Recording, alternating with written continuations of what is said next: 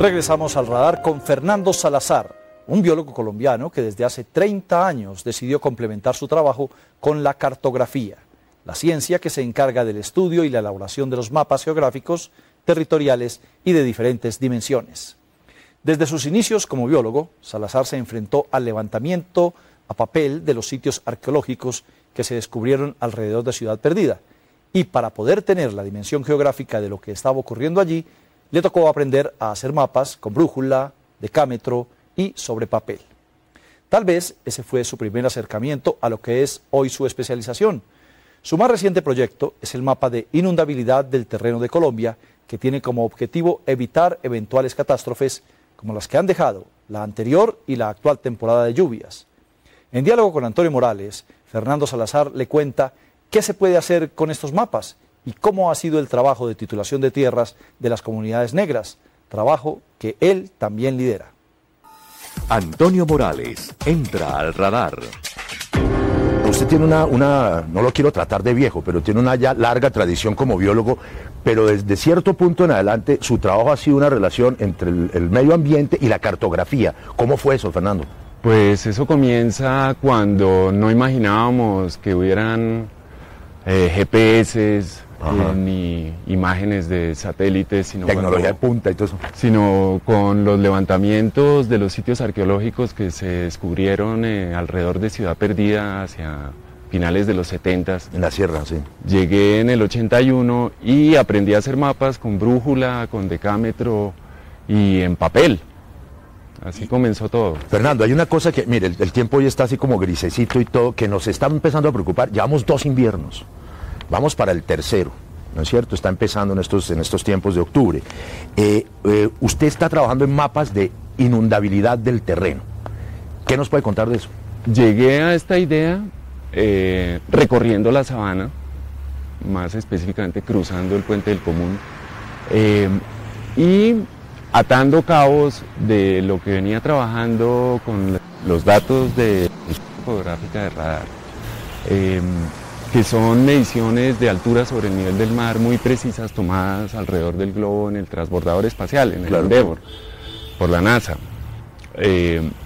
Y del trabajo de la delimitación de las cuencas hidrográficas. Entonces se me ocurrió la idea, a partir de una idea de un brasileño, Antonio Nobre, de calcular la altura de cada punto en el terreno, no con relación al nivel del mar, sino a la confluencia de los pequeños afluentes más cercanos. O sea, nuevamente en lo local, de alguna manera. En lo local, correcto, y desde una perspectiva de cuenca, entonces, y de microcuenca. Son microcuencas de 100 hectáreas. Más o menos identificar zonas muy precisas y permite aportar soluciones de carácter científico, o estamos frente al problema del calentamiento, la destrucción de los páramos, etcétera. Es una aproximación, no digamos muy precisa, pero suficiente para prevenir eventuales catástrofes, como se han presentado. A lo largo de la cuenca del río Bogotá, por ejemplo, en la sabana de Bogotá más especialmente, que ha sido muy duro, lo que ha sucedido es que las poblaciones y las actividades agropecuarias han ocupado las zonas que eran de inundación del río. Fúquene, por ejemplo.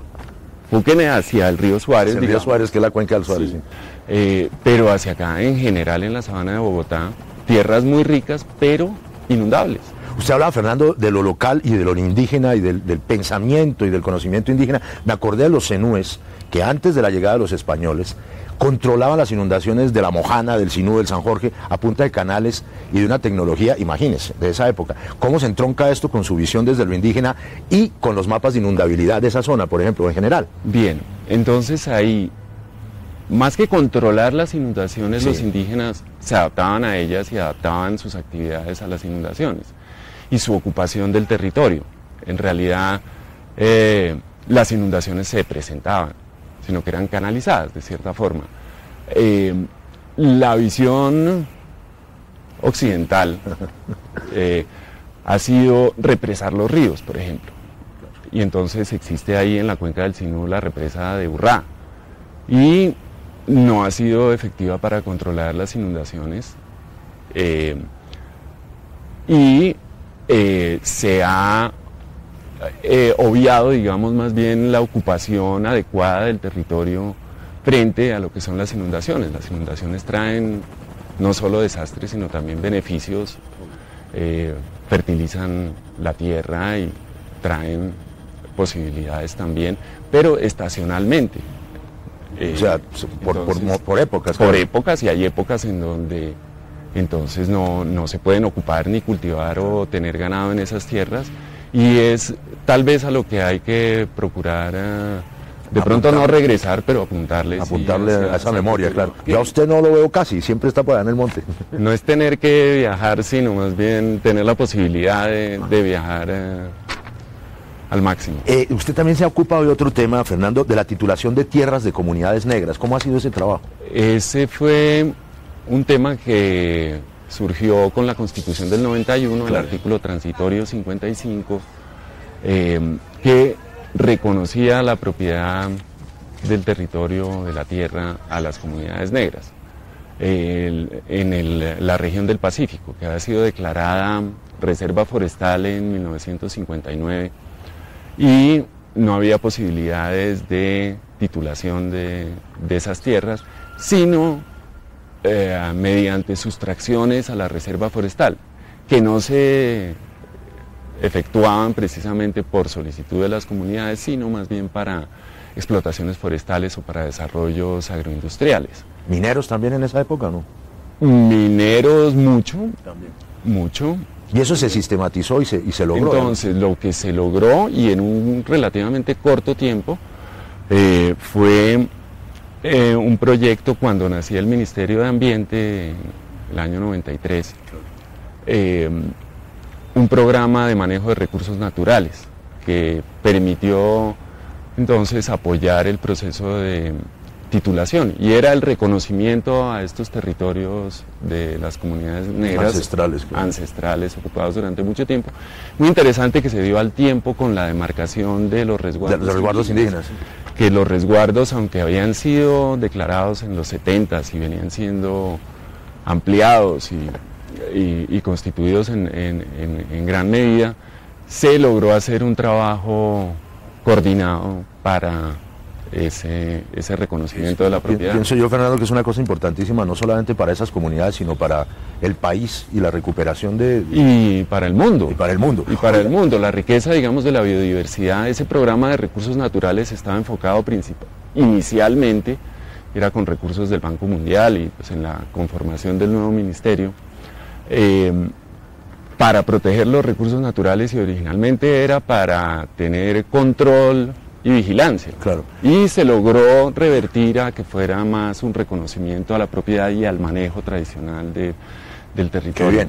Fernando, Colombia es fundamentalmente un país silvestre, más que urbano o rural, es silvestre. Me acuerdo aquí en un radar hablando con White Davis, que me decía que el problema de la conservación de la biodiversidad, él no lo ve tan grave, que la catástrofe no es tan grave. Usted, que es un colombiano que está en el terreno, que se ocupa, además biólogo, ¿cómo ve eso de manera generalizada? Bueno, de cierta forma, de acuerdo, aunque creo que sí es un problema grave. Me ha preocupado desde niño. Desde siempre, sí. Sí hay una transformación muy grande de los ecosistemas, y sí hay una pérdida de especies muy importante. Y es que lo veo grave, pero es grave principalmente para el humano. Obvio. ¿Sí? Wade Davis de pronto se refiere más bien a que no lo ve tan grave para la vida en general. Exacto. Para la preservación de la vida en el planeta. ¿Sí? Sí, la vida muy seguramente continuará y posiblemente las selvas recuperen. Sí, la madre Gaia tierra no la van a poder fregar. No, pero es un problema, yo creo que es un problema más social. Claro, sin duda. Yendo a lo del deterioro, usted en 30 años, por ejemplo, ¿qué vio que se degradó al punto de ser un peligro para nosotros, para todos? Principalmente las condiciones de vida en las ciudades. Más que en la parte rural y silvestre, sí. En la parte rural y silvestre se ven deterioros, vino mucho deterioro por deforestación, efectivamente, pero también me ha tocado ver procesos de recuperación muy interesantes. Claro. En la medida en que se han recuperado territorios indígenas, por ejemplo, que fueron devastados cuando la época de la bonanza marimbera, entre 70s y 80s, Al mismo tiempo se estaban constituyendo territorios indígenas y ampliando los resguardos, y de los 80 para acá se ha podido ver una recuperación muy interesante, con mayor densidad de población humana inclusive, pero una recuperación también de la naturaleza, y entonces, porque hay menos actividad claro, comercial, productiva. y de alguna manera, Fernando, entonces donde está concentrada la mayor cantidad de la población colombiana en las ciudades es donde el efecto de la degradación del medio ambiente es más doloroso. Sí, también es triste, digamos, y fenómeno global, el retroceso de los glaciares, por ejemplo. El retroceso de los glaciares parece ser inevitable y, debido al cambio climático, y ese es bien evidente. Claro.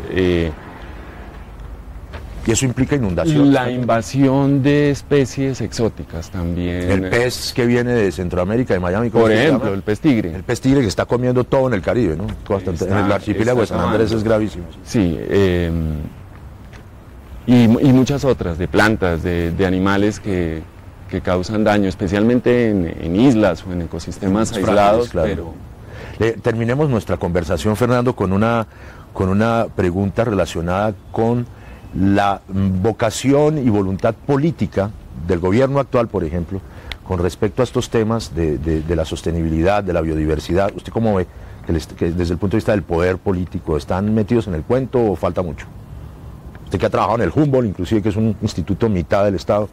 Digamos, en los titulares de prensa en general no se ve fuerte el enfoque, pues no se ve el enfoque. Se habla desde locomotoras.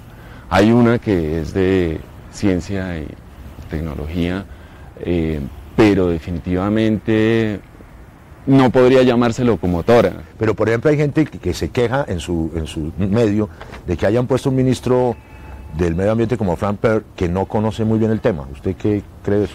Yo no lo conozco ni sé qué tanto conozca el tema. Lo puede conocer de verdad. Lo puede conocer y... Es que es un gerente, pero pues que no sabe... Exactamente. No sabemos si sabe o no sabe. Ya sabremos. Ya sabremos. Lo importante es que se maneje... Muchas gracias. ¿Que se maneje bien qué? Pues que se manejen bien. Gracias, Fernando, muy amable. No, a usted, Antonio. Que siga a usted por los campos de este país. Bueno, que ojalá me acompañe.